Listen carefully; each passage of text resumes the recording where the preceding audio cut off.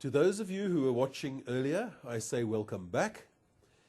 If you are joining us here for the first part of this broadcast, you are very welcome.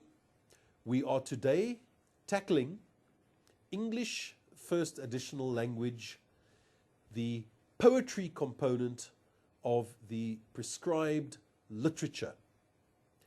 Now you can see there on the board, we have our next poem lined up. This is, of course, The Serf by Roy Campbell. But before we go into that in detail, let's look at a little background of poetry. Now, just a reminder to you, when you are studying poetry, you need to know something about the poet. You need to know when the poem was written. You need to know why the poem was written. You need to look at certain things such as the theme of the poem, the structure of the poem, the tone used, the diction. All of these things will have a bearing on your study. It is a frustration to me. As a poetry fascist, I love good poetry. I absolutely swim in poetry every chance I get. Note the metaphor. But why are you watching this broadcast today? It is in order to ensure, from your point of view, that you achieve a higher mark in your grade 12 final exams. It's not for the love of the poetry. And that is one of the reasons why I find poetry just a bit sad when used at school. Are people studying poetry because they love it? Or are people studying poetry merely because that's the literature that they have got to do this year? That's what the teacher chose for the grade 12 class, so that is the literature that we must study. I regard that as simply wrong. Poetry is one of the most brilliant art forms known to man. You are painting a word picture. You are creating images inside the mind. And that is why I like to study poems. And another thing to remember, we, of course, when we examine our students, I don't call you guys learners, I think it's a stupid term, I call you students. When we examine you at the end of the year to determine whether you have obtained the necessary knowledge and skills in order to go out into your life, we do it mainly through written exams. And this is another frustration for us as far as poetry is concerned. Poetry is about sounds.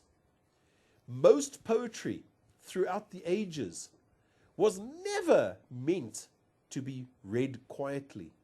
It was meant to be read aloud or recited. It was more often the person would memorize the poem because written things were just too expensive, and most people, going back a few hundred years, could not read or write. You were considered exceptionally educated if you could read and write, or work with numbers as another example. So very often the poetry was recited, and people would listen to this and would appreciate it all the more because the sound came into the ears. Well, this is very important also in this 8th poem we are about to look at now. It's The Serf by Roy Campbell. Roy Campbell is, I regard, one of the better African poets. He really is very good indeed. And before we look at this, oh boy, isn't this poem difficult? It is an extremely difficult poem to understand. Once we've looked at it, by the way, I'll show you the reason why it is so difficult to understand. And that comes around here in the middle, where it talks about the war cry and the tribal spears. How does that fit in? That sentence is constructed in such a difficult and almost incomprehensible manner that I had to translate it several times into other languages and back into English in order to clarify the meaning, or actually have it done for me. Anyway, having said all that, I'm going to read the poem aloud to you. Listen to it. If you have a copy in front of you, good, great. That's even better. And then we can look at our various points in order to analyze this. Okay, The Serf by Roy Campbell. His naked skin clothed in the torrid mist that puffs in smoke around the patient hooves. The ploughman drives, a slow somnambulist, and through the green his crimson furrow grooves his heart more deeply than he wounds the plain. Long by the rasping share of insult torn, red clod, to which the war cry once was rain, and tribal spears, the fatal sheaves of corn, lie fallow now. But as the turf divides, I see in the slow progress of his strides, over the toppled clods and falling flowers, the timeless, surly patience of the serf that moves the nearest to the naked earth and ploughs down palaces and thrones and towers. Brilliantly expressed, really brilliantly written. Let us then take a few looks at the analysis of this poem. Who was the poet? And there you'll see Campbell was a South African who was fiercely committed to European political affairs. Now that's crazy. He's born in Durban. What does it matter to him what goes on in Europe? And yet he went and fought for Franco's forces against communism in Spain during the Spanish Civil War. He was an active combatant there. Now, the irony there, because he was fighting for Franco's forces, they were fascist forces. They were fighting against the communists, but they were supported by the Nazis of Germany. Then, however, come World War II, Campbell then goes across to England and enlists and becomes a soldier for England, fighting now against his former comrades. He was a very confusing person. But I respect him for the fact that he was prepared to put his life on the line to fight for his beliefs. What he believed, he demonstrated, which is always a good thing in a person. And I get the impression here that Campbell saw the embarrassment of the Zulus who were forced to serve the white man as very inferior peasants almost. A serf is no better than a slave of the landowner. He may not even leave the land without permission. So here we have a very powerful image being created by Campbell. Let's move on. The poem was written in 1926 when many of Europe's old empires had recently come to an end after the First World War. The First World War was a turning point for many things, and it did away with the old empires such as the Austro-Hungarian Empire. The Russian Empire fell during the First World War. All of these things, they disappeared. They were no more. But the serfs, the peasants, stayed behind and changed their lives. The poet was probably inspired by seeing a Zulu working on a white farm. We don't know that for a fact, but it's certainly a very good guess. And always, when we have a poem, you must look at why it is written. It would have been inspired, breathed into by a sight of that nature. Because remember that in 1926, the various African tribes by that stage were almost all forced to work for the white man by a system of taxes and stuff, so that they had to go to work for the white man, otherwise they couldn't pay their hut tax. But having said that, recently in Europe, you had many peasants right up until the 1917 Russian Revolution. Most of the people in Russia were peasants. They were serfs. They were lorded over by the aristocracy. And they were virtually slaves. They had to do what they were told. They didn't have any free choice. So it's not that different from Africa in those days, 9 years after. Okay, moving on. And here we have first our themes. Peasants are the backbone of any society and are always the most powerful force in a country. This has been a theme of history throughout the ages, when the people rise up against their masters. The French Revolution of 1776 was a classic case in point. Everyone was angry about their servitude, the fact that they were working their guts out. And what happens? Most of what they earned went straight off to the royalty and was given to the church, and they were sick of it, and there came your revolution. 1789 was a revolution, possibly inspired to a certain extent by the rebellion of the American colonists in 1776, only 13 years before. They showed that it could be done. You could get rid of rulers who were deeply unpopular. So here we have that theme, most powerful force in a country.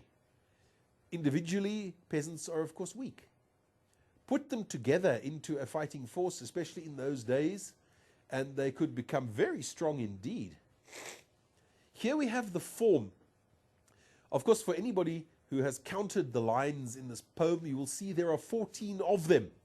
So now you have to determine what type of sonnet it is that you are looking at, and the answer here is this is the Italian or Petrarchan style of sonnet. It has first an octave consisting of 8 lines, and then a sestet consisting of 6 lines. Normally the problem is elaborated in the octave, and the solution is given in the sestet. Your diction. Obviously, if you're talking about a serf ploughing, you are going to expect to have multiple use of agricultural words, and they are there, but with a few military and political terms. It's there, this whole warning that these peasants that are now ploughing the earth are in actual fact a warrior nation, every single one of them. But let me not go too deeply into that now. The tone, resentful, yes, certainly. Obviously, the person doing the ploughing doesn't want to be there. He wants to be a warrior. That's in his blood. So he is resentful, and always where there is resentment, there is a threat. The threat is hidden, the threat is subtle, but there is a threat. Resentful people tend to cause problems. Now you have your rhyme. Obviously, if you are going to write a sonnet, it must be formal. My great, I wouldn't say sin, but one of my dark secrets is that I have been working on a sonnet now for many years, a decade more or less, and I still haven't finished it. I am a very good poet. Well, I think so. And I have given examples of my poems to various people when they asked me to prove what it is that I'm saying. The thing is, though, writing a sonnet effectively is possibly, to my mind, the most difficult thing to accomplish as a poet. But here, Roy Campbell has written a very, very polished, good sonnet. And there I've merely commented on the rhyme. Just by the way, you don't really need to know too much about rhyme. I've never seen a question asked on rhyme in the paper too, but who knows? It could come up. You must know something about rhyme. We carry on here. The rhythm. Can you remember when I was reading it? I read it slowly, in a sort of plodding way, reflecting the motion of plowing slowly. All right? That's what it's all about. It's a slow poem. It's not a romantic, light-hearted poem such as Shakespeare used to write. It's not even in the same format. The Shakespearean Elizabethan format is, of course, 4/4/4/2. But that's just for interest's sake here. Now we've got our imagery. The actions of the plowman are compared to his thoughts and feelings. Slow, resentful. He's plowing, but he doesn't want to be there. But what's happening? He's turning over the earth as a slow breaking force. He's going to be achieving great things in the near future. It's really rich and deeply written. Let us then go back to the poem and go through it in a bit more detail. It talks about here his naked skin clothed in the torrid mist. What is torrid? It's sort of gloomy and damp and wet mist that puffs in smoke around the patient hooves. A beautiful image there where the skin of this plowman is clothed in this mist. Not literally, but obviously it's misty that morning. Normally mist comes in the morning. It's not there in the afternoon. And it's forming almost a layer of clothing, as the poet describes it. The plowman drives. To drive is, of course, to move the cattle on. Obviously, he's plowing with oxen. In those days, that was still very much the most common way of plowing. Nowadays, I have seen that plowing, of course, going on in Lesotho. But on the South African side of the border, almost everybody now uses tractors. And in fact, that's becoming increasingly more common in Lesotho as well. But still, those traditional plows exist because they are cheaper and they are much easier to use if that is what you are used to. Now here, the next word, a slow somnambulist. Now I'm certain that your teachers have explained that word to you already, but let me just comment on that again. It means a sleepwalker. A person who gets up and walks while technically they are still asleep. I know of people who do that. It can be very dangerous, especially if you're living high up in a block of flats. You can walk out over the balcony and fall. But that's what it is, a somnambulist, a sleepwalker. Okay? Somno, that is sleep-ambulist, a walker. And through the green, what green? Grass. His crimson furrow grooves his heart more deeply than he wounds the plain. The crimson furrow, crimson very often is used to describe the color of blood. And here you have a crimson furrow. You've all seen, I'm sure, a plow going through the earth. It leaves a furrow, a deep groove in the earth. And then, of course, after the land has been plowed, then the planter will be hitched up to the back of the tractor and the seed will be planted. In South Africa, in Lesotho, well, the seed will be planted by the person who has done the plowing. It just works like that. And there, his crimson furrow grooves his heart more deeply than he wounds the plain. It is grinding to him. He's a proud warrior.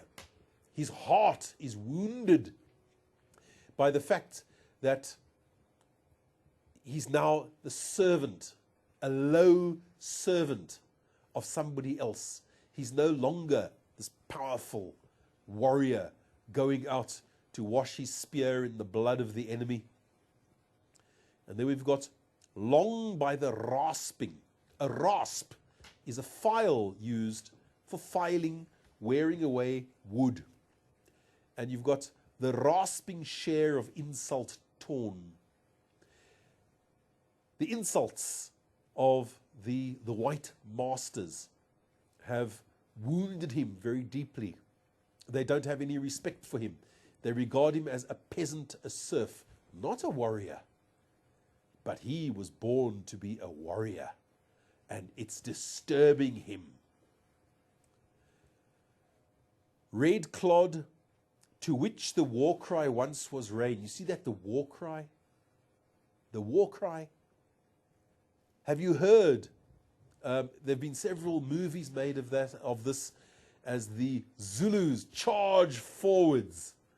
And if they are using their war cry, it's a scary sound. It's used to put fear into the hearts of the people they are attacking.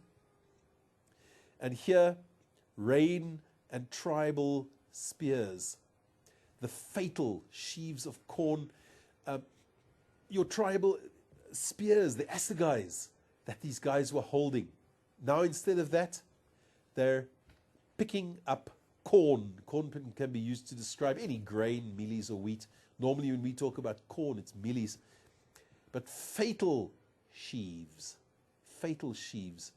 they are killing the farm worker, the serf, this peasant to whom Roy Campbell is referring. Tribal spears, the fatal sheaves of corn, lie fallow now. What is lying fallow? The spears. The spears. To lie fallow means to leave the land unused for a certain length of time, which is very good practice, by the way. That is crop rotation. In that way, you don't wipe out your ground of all its nutrients. The ground has time to rest and to recover. But here you've got now next fatal sheaves of corn lies fallow now. Okay. Now we're into our sestet. But, and here we have the contrasting statement. But as the turf divides, okay, the plowshare is going along, and as it goes along like that, it rolls the turf over. As the turf divides, I see in the slow progress of his strides, over the toppled clods and falling flowers, what does he see now? The timeless, surly patience of the serf. Surly is sort of grumpy and nasty and silently disobedient. The surly patience of the serf that moves the nearest to the naked earth. You see that? Moves the nearest to the naked earth. He knows what's going on at ground level and plows down palaces and thrones and towers. Isn't that excellent? Let's go back for a second to our theme. Please take a look at that. Peasants are the backbone of any society and are always the most powerful force in the country, in a country. It's that patience of the peasant that is going to bring down the ruling class of the time. And it really did happen in our time of history, that you had mass action which relied on hundreds of thousands of people either doing something or not doing it. And that had a huge effect on bringing down apartheid in the final days, is that mass action persuaded the various people that apartheid was unsustainable. So we're going to take a short break, and when we come back, we can look then at mementos and cheetah.